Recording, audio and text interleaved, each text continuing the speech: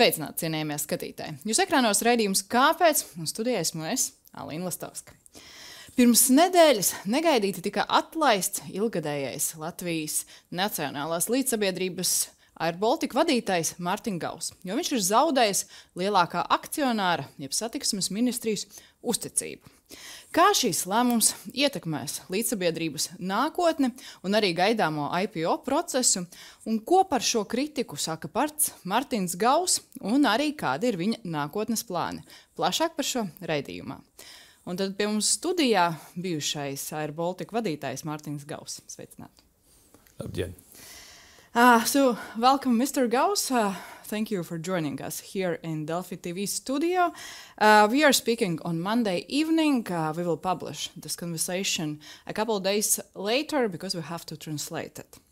And today marks exactly 1 week since your dismissal.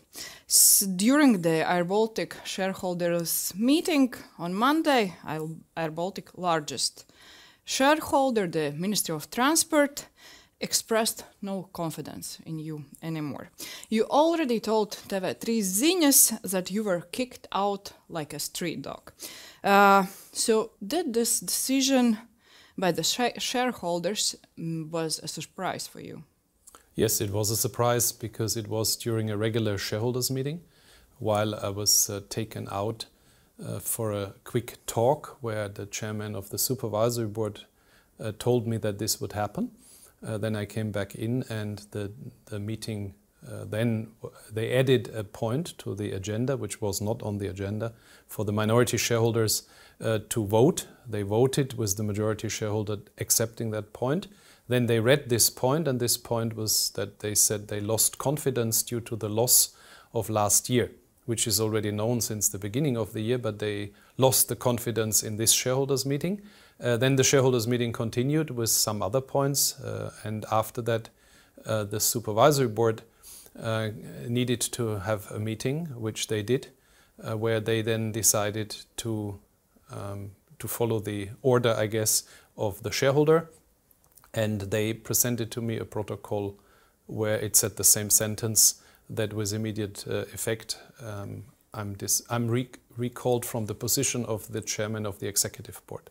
So, and did you had an opportunity, I don't know, to speak with your employees, colleagues for, I don't know, a couple of minutes to, I don't know, have some small conversation after that? Unfortunately not, and the way how it was done is unusual for anybody globally. This is normally only happening when you take criminal action, but I think it was deliberately done this way to demonstrate strength against me as a person, because I was coming on Monday, as I live in Riga, to work with my car, company car, Audi e-tron, and then at 5 o'clock I gave back the key, I gave back the phone, I gave back everything I had from the company in 14 years, which is normal.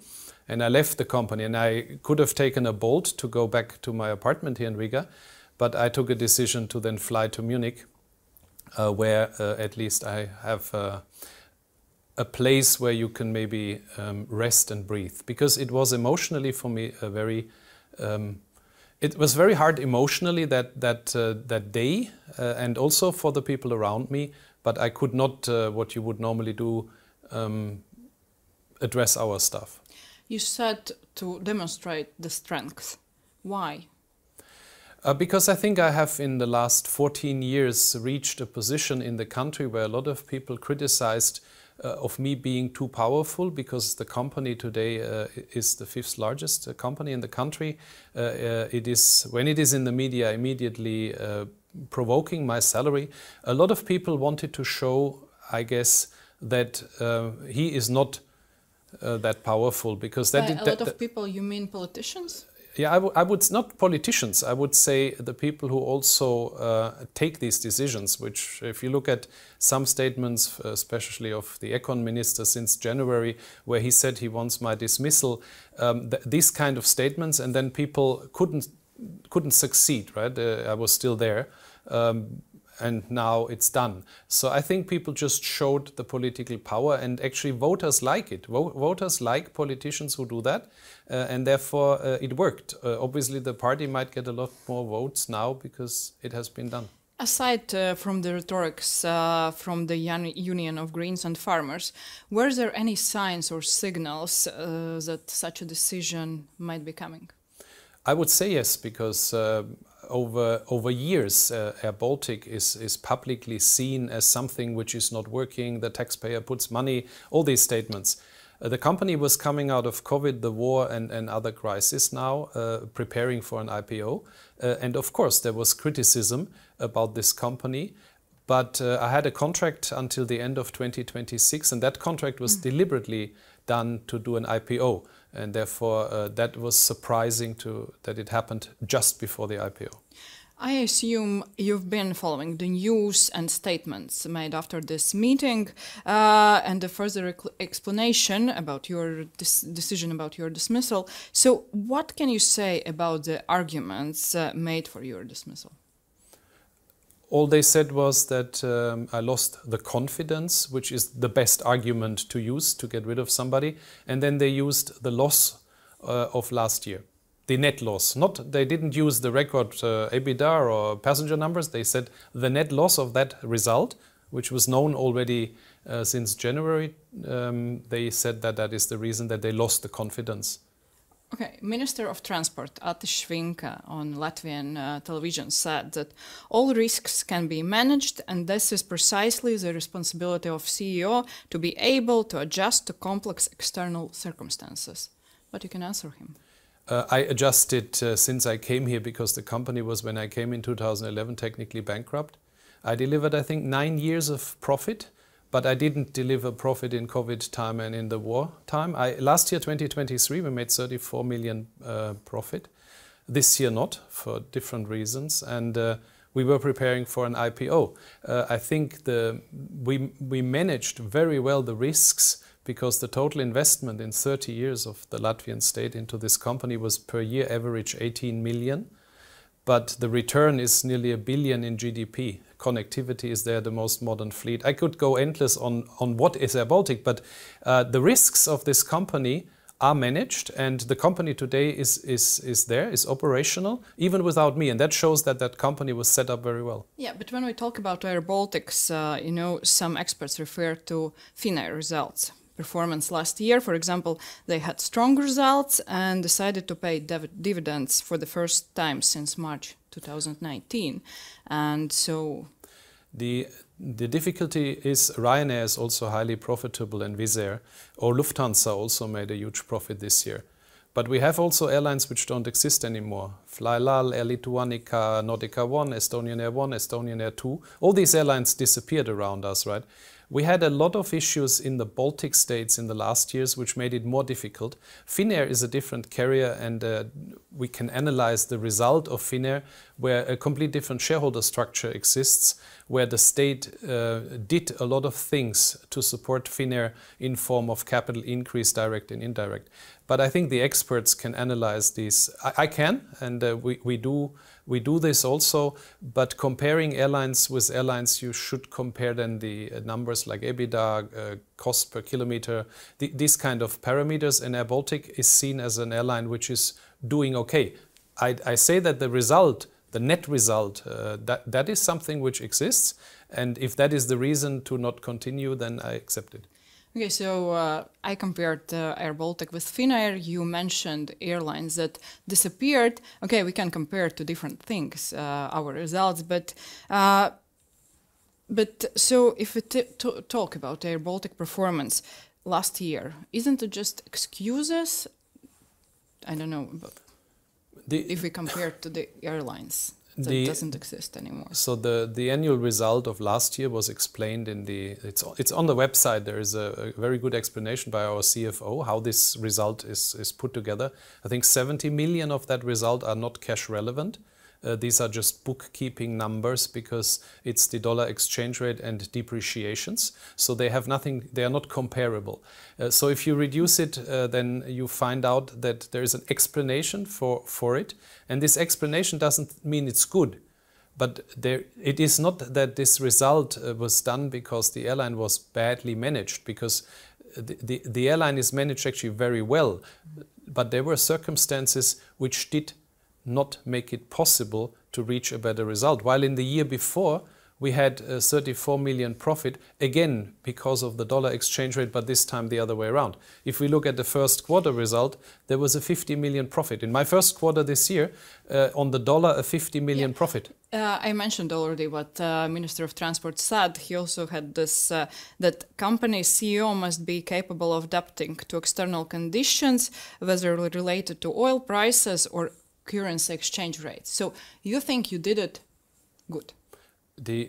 So if the minister says that you have to adjust to a dollar exchange rate, then that means I can influence the dollar exchange rate. I cannot, because Mr. Trump just influenced it. Yeah, I think he mentioned about what you do in a company. Yes, what the strategy. Yes, the strategy when you buy for $500 million euros dollar, like fuel and leasing, then you are exposed to the dollar. And a very strong company could be hedging the dollar, but you need a lot more money than we have to do this.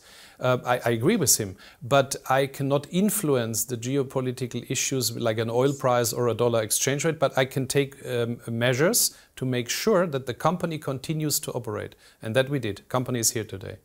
Okay, when politicians and supervisory board actually tend to avoid discussions about possible compensation for you, at the end of the last year, you told Latvian television that your contract includes this compensation. We can hear a quote. There is a clause in my contract that at any time the shareholder wants to terminate my contract, they can do this, and then there is a payment agreed, which I would get if the contract is not at the end. My contract would end at the end of 2026.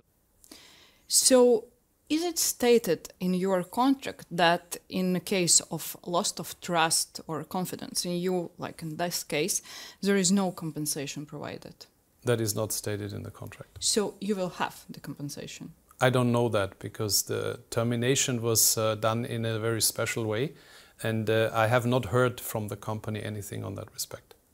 But are there any specific cases outlined in contract where compensation would not be paid? Not to my knowledge, but again, I have not heard the company on this issue. That was not discussed yet. But will you seek to receive a compensation? At the moment, my wish would be to return, because I don't think it was a smart decision to take me out before the IPO, because my contract runs anyway until end of 26, and I would be very happy to return to run airBaltic and do that IPO, which I think all parties outside, bankers, investors, suppliers, you can check the LinkedIn post, there's about 300 people who say that I did a good job. I think best would be I just return and we find a better solution than discussing compensations while I'm only here for another 1.5 years. Okay, you think it is possible? Of course, to return? It was possible to do something like this. Then, of course, what do we want? We want to be a successful airBaltic. We have supervisory board, Mr. Martinos. He said there's some candidates already applied or asked for this opportunity. Yeah. Will you do the same? I just expressed that I would like to run airBaltic towards a successful IPO, and I think this would be better, because my contract was anyway ending at the end of 2026, but I will not apply, because then I make that statement and yeah, I think it is unusual, I agree with you, but I have spent 14 years, I could have done another 1.5.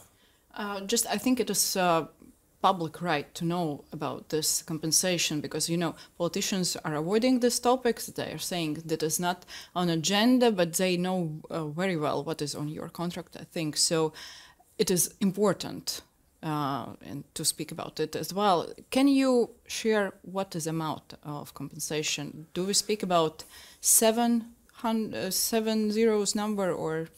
I will not discuss this publicly, because I could have done that a long time ago. It's the same reason. I have 14 years worked with 6 governments. I have been in many meetings with the Latvian government, the different ones, also recently, where things are confidential, and I keep this because in my profession, I'm a global airline manager. I want to also in the future be seen as somebody who is trustworthy, and therefore I will not be starting a public debate about contractual issues. That is something if the state wants to say we want to discuss that on top of my salary, public and everything else, yes, but I'm not the one who... I do not seek any conflict with anybody in Latvia. You don't seek any conflict, but okay, you say nobody saying anything about your compensation. You will do nothing, or will be there any legal actions?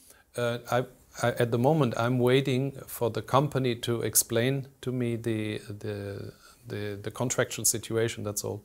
How long can be this waiting time for you? 1 month, 1 week? I have a lot of time because I'm at the moment trying to find my bits and pieces again after 14 years. I need to do a lot of things actually to get back into a life which is not airBaltic because I dedicated my life to it. So I'm not in a rush.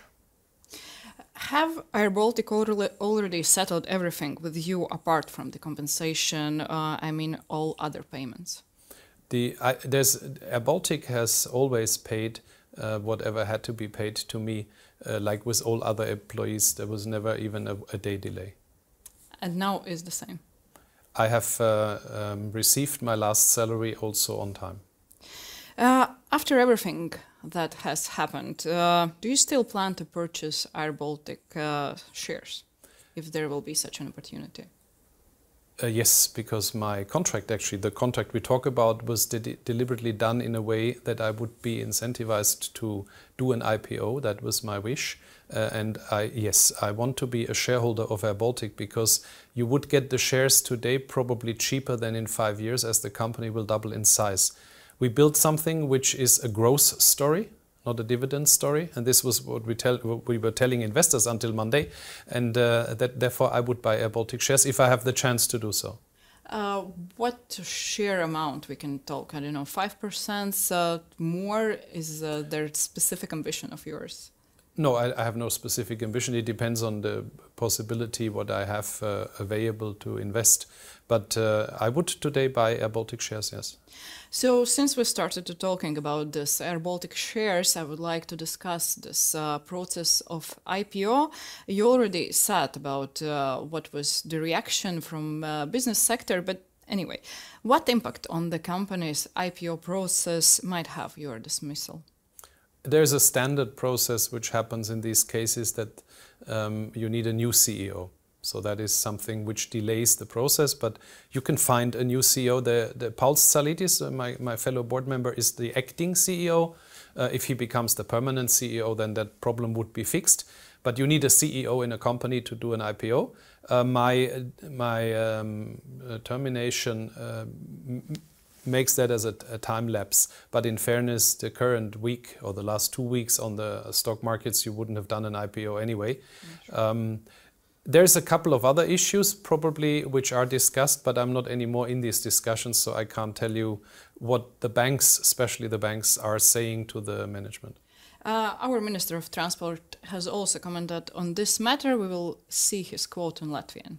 Es pats esmu šajās dienās šodien vakar skatījies, kā reaģē institucionālie investori uz obligāciju tirgu, salīdzinot airBaltic konkrēti kaut vai ar Finēra tirgiem.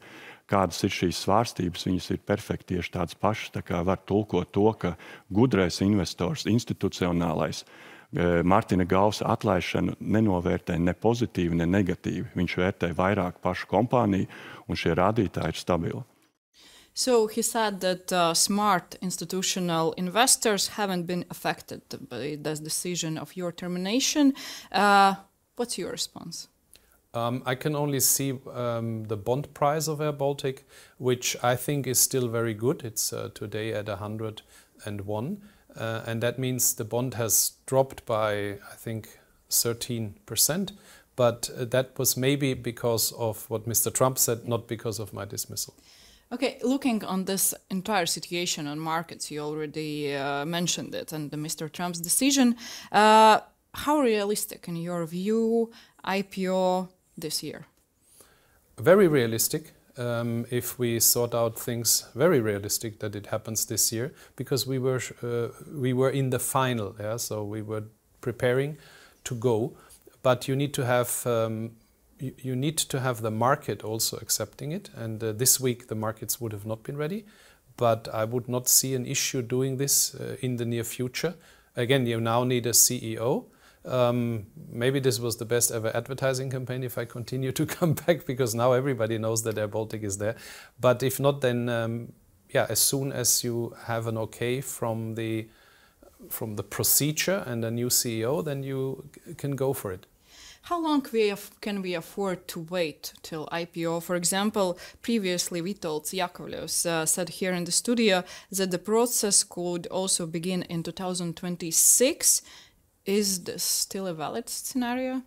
I hope he hasn't changed the cash flow forecasts, because I trust the CFO, and yes, so you always model, yeah, you assume of what, how much income you have, how much cost you have, and if his models continue to be the same, then I trust the CFO, and that he says, okay, he would go into 2026. But let me say, the plan was to do this already last year. Yes. Which means there are consequences coming for any company if you raise equity and you are delaying raising of equity.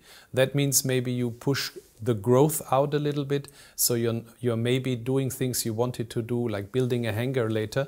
You have to adjust, and that's what we did in airBaltic, to adjust to the different circumstances. But you still are confident that the IPO process will be successful for airBaltic?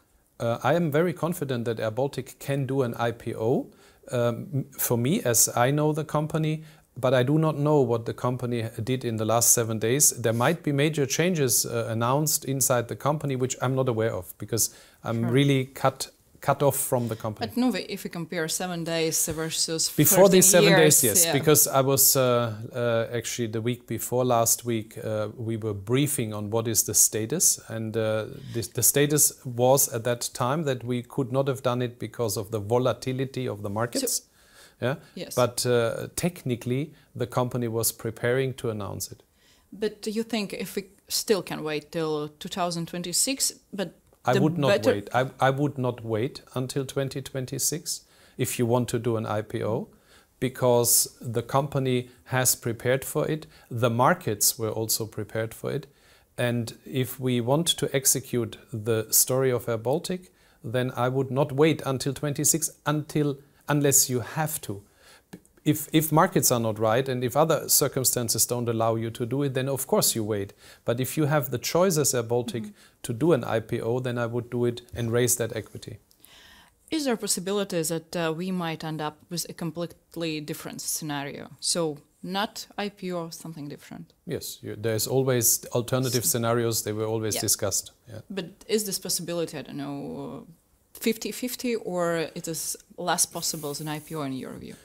It's a shareholders' decision. The shareholders decide what they want to do with the company. And if the shareholders decide they want to raise equity in the markets, then it depends on the shareholders' willingness to reduce their shares in an IPO. Because the state made a statement they want to have at least 25.1% as after an IPO. Then there was a figure discussed also publicly that the state would bring 150 million during that IPO. In that case, if the state would have done that, then they would have ended up with 70% of the shares, because they would have brought much more money, and then they would have still owned the company with 70%. That is an option, but the 150 million number was there to say, this is how you start the process, then other investors come, and then you're normally oversubscribed, like we had it with the bond, and then you reduce the state's participation to the amount the state was wanting, and that would have been much, much smaller. But there is a public debate around these things which is not understood, because only the financial experts understand that.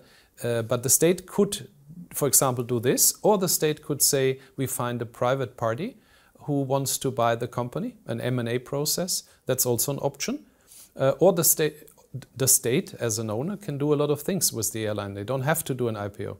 If we talk about our society, I wouldn't think it is not understood. It is not explained by company and politicians as well. It was also your responsibility. The explanation of the pre-IPO details is not allowed by financial law. On the day of ITF, it is explained in the prospectus, word by word. Unfortunately, we were not getting to this point. Okay, if we talk about possible state investments, so what is the current situation? Is it highly possible that state will have to invest, right? I would say if the state wants to maintain shares, then they would also have to co-invest, because you can't say that before you do the IPO, but the recommendation was that the Latvian state would also invest to be also a shareholder later on. And then the question is, so how does the state get the money back with the same than the other shareholders with an increase in value of the shares? Because that must be the ultimate game, that you get back what you invest. Yeah, but also if the IPO process is successful, there is a high possibility the state will have to invest in airBaltic. No, during the IPO, the plan was that the state would potentially invest. It depends on the valuation of the company at the time. If the valuation is low, the state would have to invest more to maintain 25%. But based on your expertise? No, the expertise, unfortunately, we did not have any valuations, but I would say from what we saw, the state would co-invest with other investors in this IPO to maintain the desired shareholding. But can you comment on amount? I don't know. Yeah, I think that was also stated. Depending on how much money you raise, we said at an earlier stage 300 million. The state. Yes, I understood. Kaspars Briškens already explained this evaluation and this process, but what I want to ask, we see the situation with the company. We see that IPO process is a bit delayed, according to plan. And in this situation, so 50, 150, I don't know, more millions euro to invest by state. What is your prognosis? Or you don't want to? No, it's not about my prognosis. It is what is needed to make a successful IPO. I think this is more important.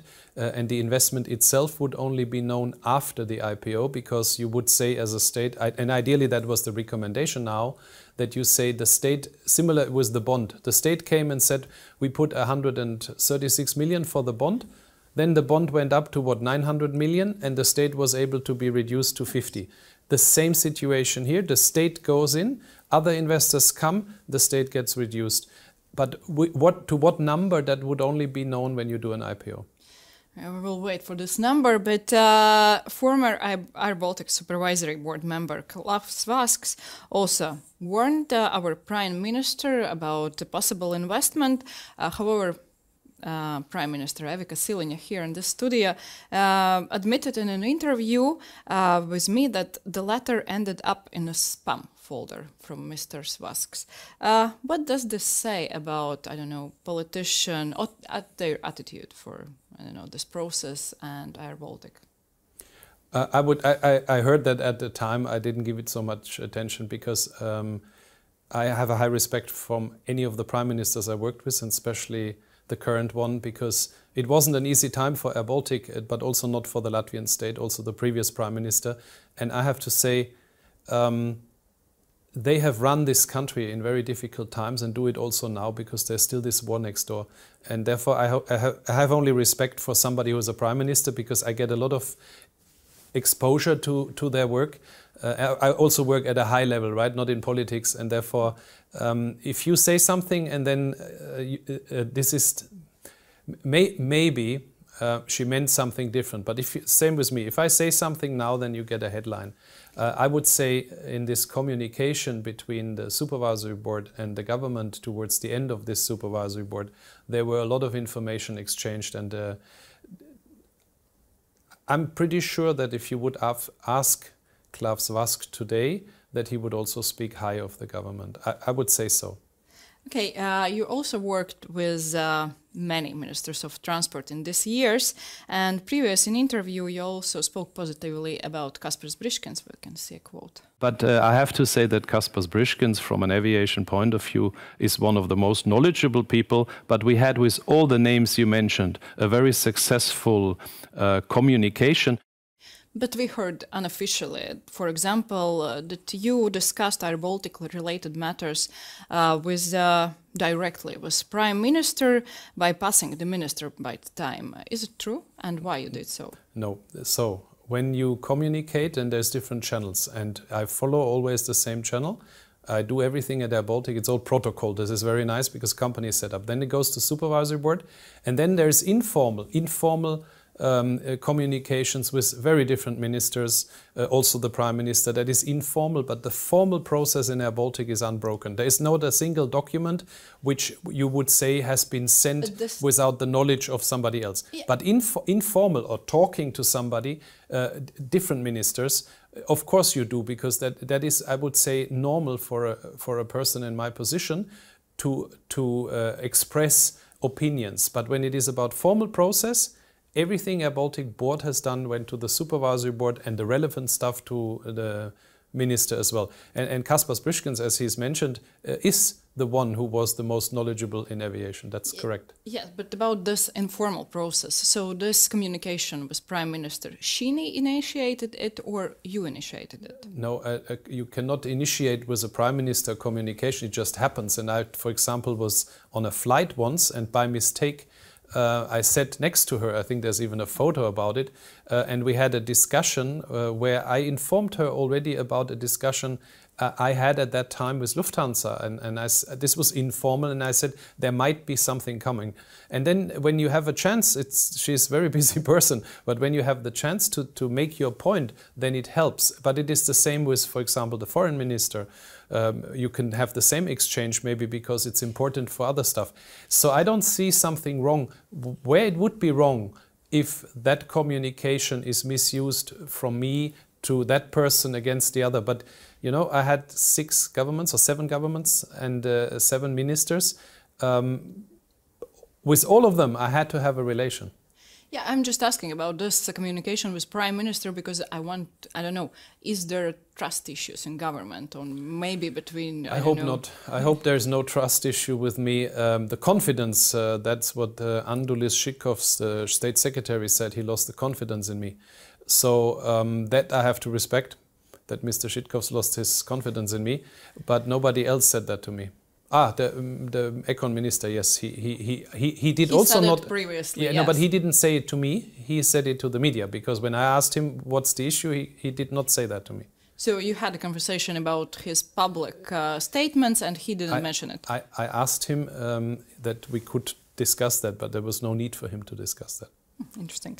So also I'd like to ask about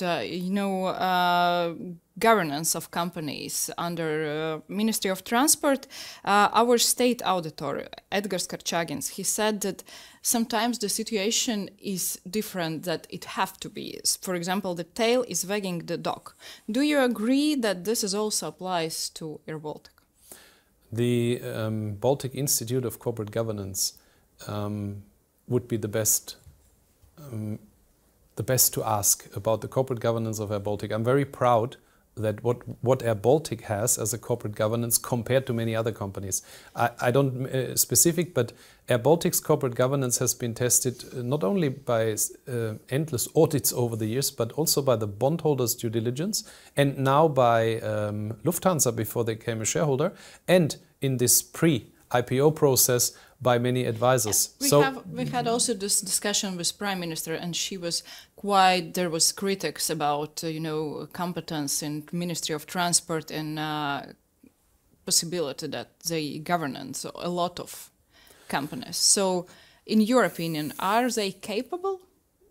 The technical expertise is not there, that is for sure, but doesn't have to be. I would also see that maybe sometimes you would have a different setup if you have companies like an international airline. Maybe there could be a different setup. I think there were recommendations, but I'm not the one who decides which ministry does what. I have to provide the information where we have the technical expertise, and we were providing them to the ministry or the government in whatever form. Okay, looking back over these 13 years, have you ever experienced political pressure? Yes, a lot, but not in a negative way. I think if you are the CEO of the national carrier, in no country you would not feel pressure, especially because the public, the flying public, is not forgiving. If you forget somebody's bag or you cancel a flight, and then political pressure sometimes comes, in the form that you should make better statements. And we had in the beginning of the year a cancellation series where there was a lot of unhappiness amongst politicians that this was not handled well from my side. I respected that. So yes, there is political pressure. But not direct pressure, so no ministers or I don't know, any members of parliament or government comes to you and says you have to do that and that? No. So no direct pressure. Okay, and if we speak about political and politicians, how would you describe the competence and professionalism of politicians in Latvia? Very different. I have met very impressive people in my many years here. But I have also seen people, and I'm not mentioning names now, where I say this could have been done better. I think you have the same in management. But I have seen Latvia is very critical with everything, but I see it as a European, also as a German, and this is one of the 27 member states of the EU. I see what Latvia does. I represent the airline in Brussels, so I've been in Brussels also a lot. Many years here. I've been in Hungary, I've been in Germany and in the UK I've worked. So I do understand international things. So Latvia is not as bad as locally sometimes seen, right? So in fairness, it's not as bad. When I flew in this morning, I came over the Bay of Riga and I thought it's a wonderful country with a great story ahead of it, because Latvia will grow faster than the rest of Europe. That's actually airBaltic's backbone, that we will be growing as a region faster than the rest of Europe. And it would be nice if this would arrive in the public. I wouldn't say that we don't see our achievements. I would say there is sometimes a lack of responsibility from politicians and ministers. So this is why we have this critical eye. Okay, and I'm not a politician while I'm an airline manager, but I was now taken out by politicians, right? So, but also in this, if you talk, the last question about politicians, what do you think about new Minister of Transport, Švinka? I had in my office with him, I think 4 hours, because we had the Lufthansa delegation there together. That was the first time I met him. Very friendly to me, and then we had also a dinner with Lufthansa, and I saw him another 2 hours, also how he represented Latvia as a minister, and I have to say I was impressed, positive impressed. And new supervisory board of airBaltic capable? The new supervisory board, unfortunately, when they came into, people don't know that, but there was an election of the supervisory board, and then one of the new members became sick, so that he couldn't do the job. And we had to wait, I think, 1.5 months before the supervisory board could have their first meeting, which only happened, I think, the week before I was dismissed. So therefore, there was a very limited time for the new supervisory board to be a supervisory board. And I do understand that the chairman is his first position as a supervisory board chairman. Yeah, so I think over the time there will be a routine coming. What qualities should have the next CEO of airBaltic? I know you said already you would like to continue to manage airBaltic, but... It needs to be somebody who can run an airline which doubles in size in the next 5 years. And I would also wish that the person has a vision. I had a vision, which I have executed until last week. And I think if you want to grow into the future, in aviation, you need to have a vision. It's not enough if you bring somebody who can just exercise a business plan. And why is airBaltic today one of the most successful airlines seen in the world? Because it was following a vision. That means shareholders need to accept that. So the next CEO should also have a vision. And that means he needs to come, look at it, and then say what is his vision, and not just sit there and administer the airline. Will it be easy to find someone new, considering how you were dismissed? Will it impact the situation? I think if it's a professional CEO, he will not be impacted by the way how I was dismissed, no. So I wouldn't be if I go somewhere. Actually, I came here and Mr. Flick. I learned it only when I was here. The other German guy running the airline was even going more spectacular than me. It seems to be an issue that Latvia, when they get rid of airline CEOs, do it in a very funny way. But the next one is likely not a German, and then maybe he looks at it or not. But I have to say this is not let's say this is not normal how it was done. Yes, I have to say this was not okay, because there is also an international reputation you have, how you do things, and that was not to the standards of today's corporates. Yeah, maybe you do this in politics, because politicians, they come and go, and then they sit in summer, and then they come 4 years later back. But in my profession, you do this differently. Do you expect the next CEO to continue your strategy? No, because if that person comes and says he does what I wanted to do, they could have kept me. So therefore, the new CEO needs to bring a new strategy of how he thinks that airBaltic can be managed better. I think that is also what they want. So they don't want to have connectivity of the Baltics and wet lease to Lufthansa. I think the country wants something else now. I hear they want to split, they want to have a small regional airline and maybe then do something else with the wet lease aircraft. I read that in the news. That would not be a strategy I would like to do, because I had a very clear plan on where we go. Okay, I have some questions on your strategy as well. Was it the right strategic decision to rely on a single fleet type, knowing that in cases like that one we spoke about this problems with engines, you are essentially dependent on one supplier? Yes, this is in our industry standard for, like Ryanair has that, Wizz Air has that, Southwest Airlines has it. So very large low-cost carriers go for single fleet strategy. And that is beneficial because of the cost. If we talk about the engine issues, this is something which everybody has who has these engines. But otherwise, yes, it's the correct strategy to go for single fleet. Okay. At the same time, we spoke about that airBaltic recently extended its cooperation with Lufthansa about leasing aircraft. At the same time, passengers sometimes fly on older planes. For example, we had this big issue and criticism about carpet airplanes. So you promised long ago, actually, that the practice would end with carpet air. Why didn't it? When we had the engine issues for the first time, we started with carpet air out of a need, and then for the year after it was said to us that the engines would be better and there would be enough engines. That didn't happen. And last year at Christmas time we unfortunately got an information from Pratt & Whitney that we would be this year missing 6 more aircraft for the summer than what we thought, because we had prepared the year without carpet air, without any wet leases. And then we had to take a decision what to do. We took 3 aircraft out. This is why we did the cancellations. And we took a decision to bring 3 aircraft in. Carpet Air, as bad as the name is here, is one of the best providers, because they have relatively new aircraft. They have a curtain divider and they do an excellent service for us. Therefore, and the passengers are actually not complaining about Carpet Air. We have on Twitter people complaining who don't even fly about Carpet Air. Do you ever fly on one of these aircrafts? Yes, you liked it?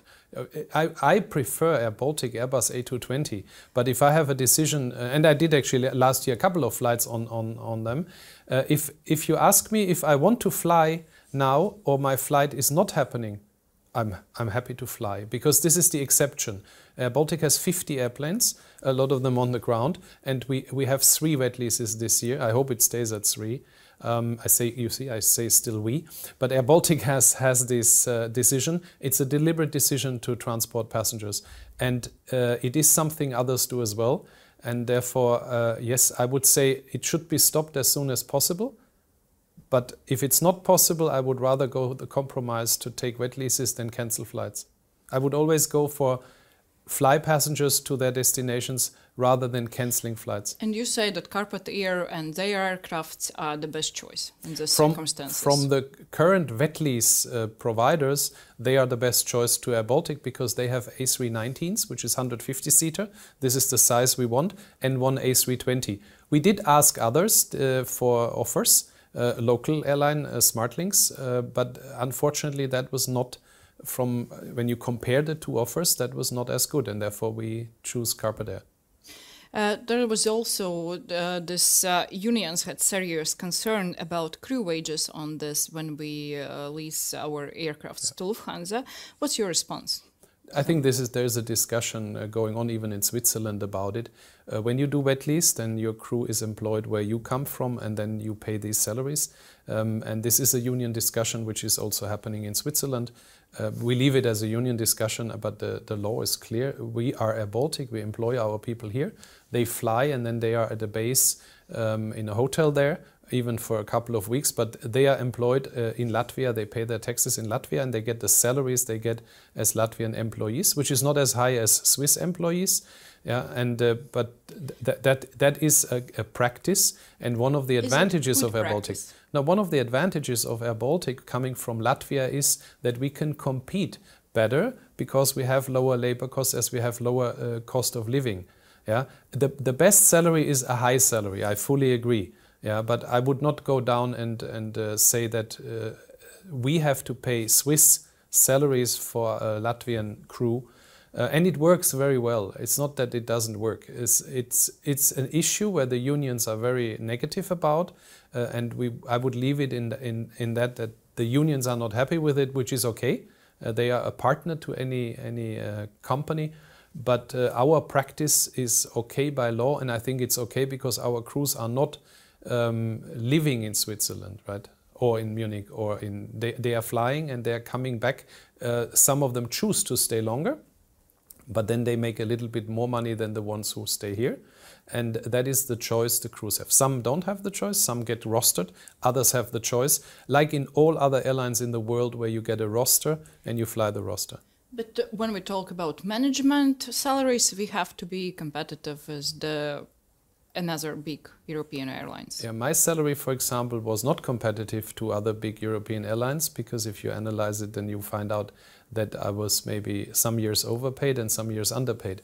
I think the management salaries are defined also by the market, and the market the new CEO's salary will be defined by the market. Yeah, so there will be a research done, and then the market will decide what an airBaltic CEO earns as a salary. Not the CEO comes and says, I earn this salary, the market decides. Okay, if we talk about all these 13 years in airBaltic, were there any mistakes during your leadership at all? You do many mistakes if you lead. And if you learn from them, then you're a good leader. So I cannot... You are lucky also, because we took a decision in 2012 to go for an aircraft type where we became the launch customer, and the success story of airBaltic is that we took Starlink 3 years ago. I brought Lufthansa here. I think I did a lot of things where I say they were smart, but then for sure there were things which you could have done better, because look at Kāpēc. If I would have known when we started, it is not nice to have a partner, an industry partner, being bashed by the public, while the people who fly on them are not saying it's bad, but the public made a big thing out of it. So if you would know that earlier, you would do it differently. Lots of things I would change, but I will continue making mistakes in my life, and I will continue learning from them. Okay, if we talk about this national career in Latvia, isn't it simply too luxurious, given Latvian social economical situation, to maintain a national airline? With all of my heart, I'm so proud that Latvia is the center of aviation in the Baltic states, and that this is the backbone of the economic development. We have no road, no rail, no shipping lines. Without airBaltic, the aviation center would be in Lithuania, just because of the size. And we have made sure that with airBaltic, that Riga airport can expand, that Latvia is the center. For the cost, we're talking about the cost to the nation. How much money did it cost Latvia in 30 years to have that? And would other countries be willing to pay 18 million per year? 18 million. That is the maximum the Latvian state has invested to have that. That's the question the public should say. Is it worth to have 18.1 million invested per year to have something which today makes 1 billion in GDP, pays taxes, has paid 400 million in taxes, has paid 260 million to Riga airport, and employs 3,000 people and connects Latvia with one-stop strategy to 300? I would say that is worth 18 million. Compare it to the minibuses and Satixmen and all the other things. I think yes, airBaltic is not too big for Latvia. airBaltic is important for Latvia.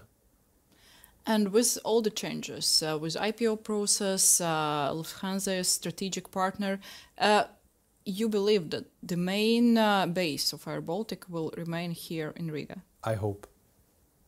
But there is no confidence in it.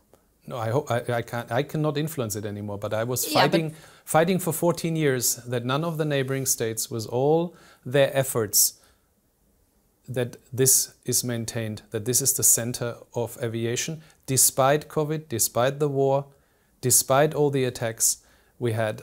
I made sure that this airline has its headquarters in Riga, Latvia, and from here you fly direct. And I'm very proud that in a small country that I was able to build that through all this crisis. And I would wish I could show that, or could have shown that I finished it with an IPO. A few days were missing for that, unfortunately. But I will learn probably in the future what happens to airBaltic. I just believe that it's not me, it's the company is very capable that they will make it. So I push everything I can in the direction to support the airline, even if I'm not here, because yeah, it's part of my life, and it has given me a lot. I have given a lot, and I want it to succeed. You mentioned several times today also critics on Twitter, critics by society, by public. You've been criticized for having a bit arrogant communication style. What was the main issue, and I know connecting with the local society, local people? Mainly my salary and my missing language skills. I think these two things in combination are toxic for anybody. And then maybe I come across arrogant. I can tell you I'm not. I'm not arrogant. I don't want to be arrogant, but I'm professional. And I think sometimes that might come across arrogant. I'm always wearing a tie. That's my brand. But I have 3 kids. I'm double divorced. So nobody in my private environment says I'm arrogant. So, but I'm sad that the public sees me like this, but what can you do? I mean, I had 14 years time. Have you tried to do something? I tried to learn the language even. I tried to speak in Latvian. You had some tweets also using Latvian words as well. So it was... People, yeah. Yeah, so I mean, then I say something in Latvian and they didn't like it either, so... So you tried your best, you can say, to connect with locals and to explain the decisions and... I have friends here. My social life is here, not in Germany. And I'm very sad that I was not accepted. I still try. I'm still here. So I still try. The country has given me... My kids said when I came on Monday, that's a good one. My younger kids said to me, when this happened, they said, we don't remember you not being the CEO of airBaltic. This is how long I did that. And a lot of people here in the country see me as the one who was the boss of airBaltic. So the country has given me also a lot. And that I couldn't give it back to the society the way they would have wished is sad. But there's people who say I'm an okay guy. Unfortunately, not the haters on Twitter, who are a group of 100 people who keep doing this to everybody. You often say that the people of Latvia don't appreciate airBaltic. I wanted to ask you as well. Do you appreciate the opportunities given to you by airBaltic in Latvia? No, of course. I mean, I spent 14 years, earned several million salary. I was able to get awarded for having the helmet of airBaltic. I'm very thankful for what happened to me in these 14 years. I will always look back, if this was it, with pride, but also with thankfulness what the country gave me. I could tell you a lot of things which happened to me also on the private side here in the country, where I was amazed. I was here when you had 100 years Latvia in a family. One of my most memorable moments in this country. We brought the hockey team here also. I was there with a Latvian t-shirt. I know a lot about the history. I went to all the cities when we gave the names to each of the mayors and presented when we put the names on the aircraft. We've done a lot of social things. We didn't talk too much about it. So airBaltic is a company which is liked, right? I maybe wasn't liked as much as you would wish, but I was very professional, one of the longest serving CEOs in the industry. What do you like the most about Latvia? Nature, definitely. So, and you have a flat here and several... I have one land in Briadaine, a beautiful piece of land with the permission to build a house. That was my dream, to build a house and settle here. Then I have an apartment in the city center at the 6th floor, which I own. And that's it, that's what I have in Latvia. So you are not planning to cut ties with Latvia? No, no. You cannot cut ties after 14 years. I do not see that somebody would offer me a different job at an airline in Latvia at the moment, so and I'm an airline guy. But no, I'm here this week. I left last week because I had no place to go to deal with that, but I'm back here and I will come again and again. And I still have some hope that people see what airBaltic is, and I try to do that. I try to help, even if I'm not in airBaltic, that airBaltic is successful. And if we are speaking about your future, you mentioned you're an airline guy. So you see your future in airline industry or some different field, or you do not think about that at the moment? I don't know, honestly, because after 1 week I was living airBaltic. I wasn't doing a job. And you cannot after 1 week say, what are you doing next? I know who I am, that helps, but I don't know. I will just now try to understand what happened. That is still a process because not everything is understood. Learn from it, and then I'm too young to retire, and then we see. But what I do know is who I am. And on LinkedIn there was this one tweet, I think I mentioned it, or post, where there's thousands of comments on it now. And this, if I read them, then I understand how the world sees me. And I try to keep this also as something which for the future helps me. Do you have any offers from other airlines? No. No, not yet. Because you said airlines, then I have to say no. Okay. But you mentioned that you don't have any restrictions to work in airline industry, according to your contract. I could tomorrow work for Ryanair, yes, that would be possible, but I wouldn't. You wouldn't. Okay, thank you for this interview. Well, we will see what is the process with IPO is going and how successful it will be. Paldies jums, ka skatījāties, un uz tikšanos pēc nedēļas.